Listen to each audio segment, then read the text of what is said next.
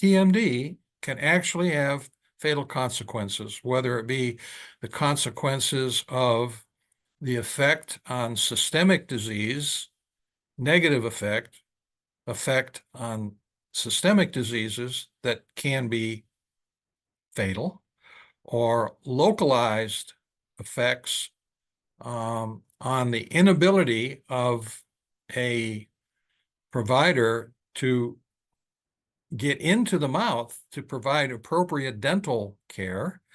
A good example of that is, anesthesiologists, if they have to put an endotracheal tube down, and I've had lots and lots of experience placing endotracheal tubes.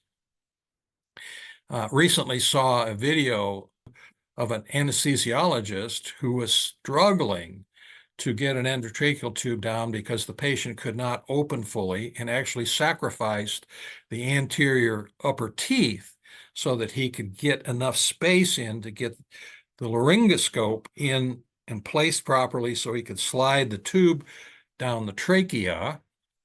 That particular video did not specify that the patient had TMD, but it did specify the patient couldn't get open fully, which was the most likely cause of a patient not able to open one or more variations of temporomandibular joint disorder. Closed lock, being locked completely or partially closed. And this was a video that I saw recently when I was preparing for this episode of an anesthesiologist who sacrificed the anterior teeth so he could get enough space to get the laryngoscope placed properly to get the endotracheal tube placed.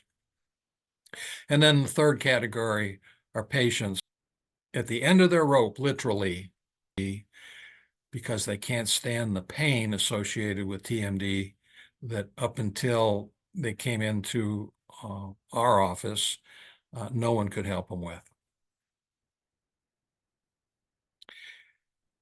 TMD can have fatal consequences.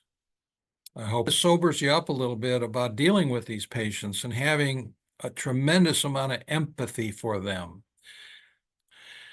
We are responsible to make it go right for these people.